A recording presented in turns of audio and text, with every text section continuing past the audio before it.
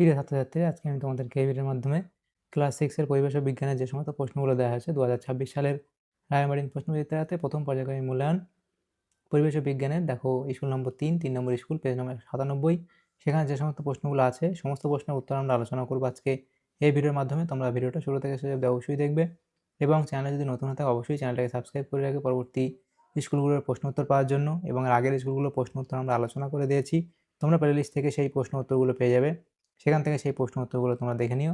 আজকে আমরা আলোচনা করবো এই 3 নম্বর স্কুলের প্রশ্ন উত্তরগুলো। তো এখানে দেখো, প্রথমে আমাদের 6টা প্রশ্ন দেওয়া হয়েছে, 1 নম্বর করে 6 নম্বর দেওয়া হয়েছে।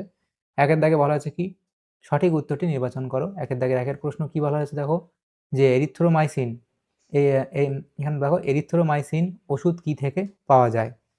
তাহলে এটা এখানে কি হবে, ব্যাকটেরিয়া থেকে। অপশান এখানে ডি হবে সঠিক উত্তর, ব্যাকটেরিয়া থেকে। দ্বিতীয় প্রশ্ন বলা আছে দেখো, এখানে সামুদ্রিক মাছের যকৃতে পাওয়া যায়। তাহলে সামুদ্রিক মাছের যকৃতে কি পাওয়া যায়, সেটা এখানে হবে ভিটামিন এ ও ভিটামিন ডি উভয়ই। এর পরবর্তী প্রশ্ন, পদার্থ কোনটি ভৌত পরিবর্তন? কাগজ পুড়ে যাওয়া, জল ফুটে বাষ্প, লোহায় মরচে ধরা এবং পোড়াচুন থেকে কলিচুন। তাহলে এখানে অপশান বি হবে সঠিক উত্তর, জল ফুটে বাষ্প। এর পরবর্তী প্রশ্ন, কৃষিক্ষেত্রে সার হিসেবে ব্যবহৃত হয়, কৃষিক্ষেত্রে সার হিসেবে ব্যবহৃত হয় ডাই অ্যামোনিয়াম ফসফেট। এর পরবর্তী প্রশ্ন, বেরিয়ামের চিহ্ন কোনটি? তাহলে বেরিয়ামের চিহ্ন কোনটি, সেটা হবে অপশান এ, অপশান সি অর্থাৎ বি এ।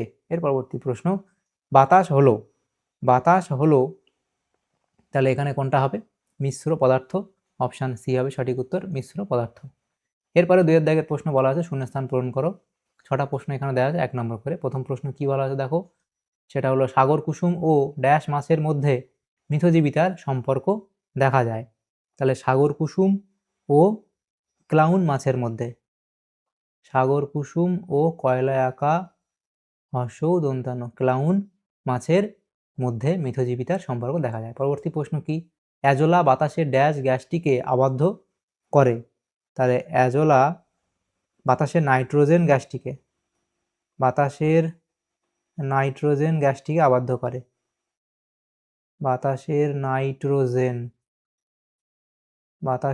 নাইট্রোজেন গ্যাসটিকে আবদ্ধ করে। 3 দাগের প্রশ্ন বলা আছে দেখো, যে পিতলের বাসনে সবুজ ছোপ ধরা একটি ড্যাশ পরিবর্তন।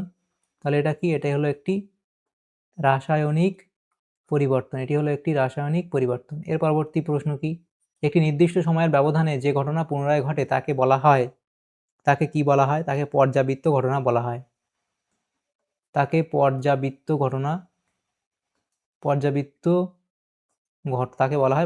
ঘটনা।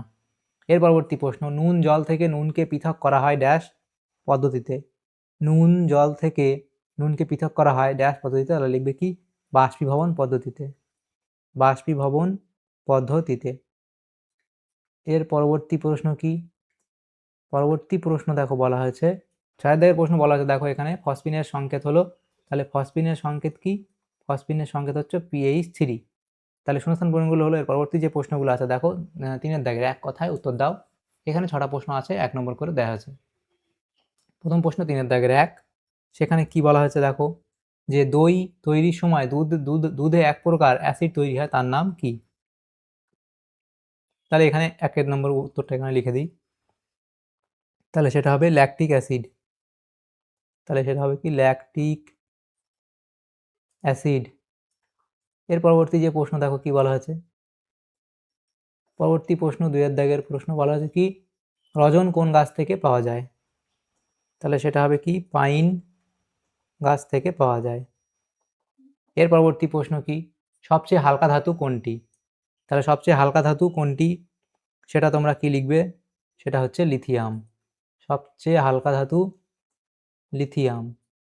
এর পরবর্তী প্রশ্ন, সোডা ওয়াটারের মধ্যে কোনটি দ্রাবক? তাহলে দ্রাবক কোনটা সোডা ওয়াটারের মধ্যে, সেটা হবে কার্বন ডাই অক্সাইড।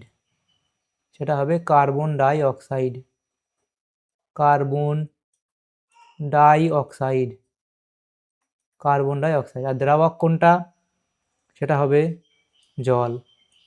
এর পরবর্তী 5 দাগের প্রশ্ন বলা আছে কি, কোনো একটি পরিবর্তন যে রাসায়নিক পরিবর্তন হতে পারে তা কি করে বুঝবে? তাহলে সেটা তোমরা কি লিখবে, যে কোনো পরিবর্তনে যদি নতুন ধর্মবিশিষ্ট পদার্থ উৎপন্ন হয়, হ্যাঁ, তাহলে বুঝবো সেটি রাসায়নিক পরিবর্তন। তাহলে কি লিখবে?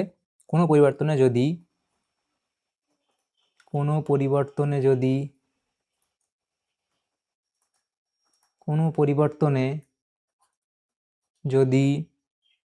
নতুন ধর্মবিশিষ্ট পদার্থ উৎপন্ন হয়, নতুন ধর্মবিশিষ্ট পদার্থ উৎপন্ন হয়, নতুন ধর্মবিশিষ্ট পদার্থ উৎপন্ন হয়, নতুন ধর্মবিশিষ্ট পদার্থ উৎপন্ন হয়, রঙের স্থায়ী পরিবর্তন ঘটে, তাপের শোষণ বা উদ্ভব হয়, কিংবা গ্যাস উৎপন্ন হয়। এটা লিখবে যে কোনো পরিবর্তনে যদি নতুন ধর্মবিশিষ্ট পদার্থ উৎপন্ন হয়, হ্যাঁ, তাহলে সেটা আমরা রাসায়নিক পরিবর্তন হিসেবে বুঝবো। সেই সাথে আরও লিখতে পারো যে রঙের পরিবর্তন ঘটে, তাপের শোষণ বা উদ্ভব হয়, এগুলো লিখতে পারো। পরবর্তী প্রশ্ন কি?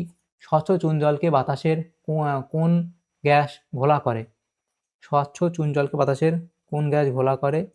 সেটা হবে কি? Carbon die oxide gas. Carbon die oxide gas. এর পরবর্তী যে প্রশ্নগুলো আছে তাহলে এগুলো হলো। এর পরবর্তী প্রশ্নগুলো কি? পরবর্তী প্রশ্নগুলো 4 দাগে। সংক্ষিপ্ত উত্তর দাও যে কোনো 6টি। আমাদের 2 নম্বর করে দেওয়া আছে 6টা প্রশ্ন, 2 নম্বর করে 12 নম্বর দেওয়া হয়েছে। প্রথম প্রশ্ন কি? পাউরুটির গায়ে ফুটো ফুটো থাকে কেন? তাহলে পাউরুটির তৈরির ময়দার তালের সাথে ইস্ট নামক এককোষী ছত্রাক মেশানো হয়। ইস্ট ময়দার শর্করাকে ভেঙে কার্বন ডাইঅক্সাইড এবং ইথাইল অ্যালকোহল তৈরি করে। ওই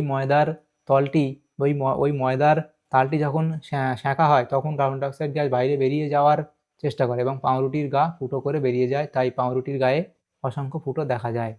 এর পরবর্তী প্রশ্ন, প্রাণীরা উদ্ভিদের উপর নির্ভর করে, দুটি উদাহরণ সহ বক্তব্যটি ব্যাখ্যা করো। তাহলে খাদ্যের জন্য নির্ভরতা এবং অক্সিজেনের জন্য নির্ভরতা, এভাবে তোমরা উত্তরটা লিখবে।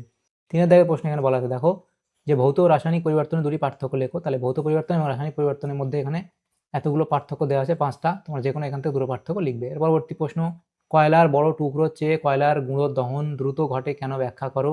এর পরবর্তী প্রশ্ন, কার্বন টেট্রা ক্লোরাইডের সংকেত লেখো CCl4 এবং এতে কোন কোন পরমাণু কটি করে উপস্থিত তা লেখো। এতে কার্বন পরমাণু, এতে একটি কার্বন পরমাণু, 4টি ক্লোরিন পরমাণু উপস্থিত, তাহলে লিখবে। তার পরবর্তী প্রশ্ন দেখো 6 দাগের প্রশ্ন, H2H H2O 2H2 বলতে কি বোঝায়? তাহলে দেখো H বলতে কি বোঝায় সেটা লিখবে, 2H H2 এবং 2H2 বলতে কি বোঝায় সেটা লিখবে। 7 দাগের প্রশ্ন দেখো বলা আছে বালি লোহার চূর্ণ ও লবণের মিশ্রণকে কিভাবে পৃথক করবে? তাহলে এখানে এই পদ্ধতিগুলো তোমরা FD লিখবে। তাহলে দেখো আমাদের এখানে যে প্রশ্নগুলো ছিল ক্লাস 6 এর পরিবেশ ও বিজ্ঞানের প্রথম পর্যায়ক্রমিক মূল্যায়নের জন্য যে প্রশ্নগুলো ছিল সেগুলো আমরা আলোচনা করলাম আজকে এই ভিডিওর মাধ্যমে। এই ক্লাস 6 এর যাওয়া 2 3 নম্বর স্কুলে যে প্রশ্নগুলো ছিল পরিবেশ ও বিজ্ঞানের, সেগুলো আমরা আলোচনা করলাম। তোমাদের যদি সামান্যতম উপকার এসে থাকে ভিডিওটা অবশ্যই লাইক করবে এবং বেশি বেশি করে বন্ধুদের সাথে শেয়ার করবে। আর পরবর্তী যে স্কুলগুলো আছে সেগুলোর প্রশ্ন উত্তর পাওয়ার জন্য অবশ্যই তোমরা আমাদের চ্যানেলটাকে সাবস্ক্রাইব করে রাখবে। Thank you, thanks for watching.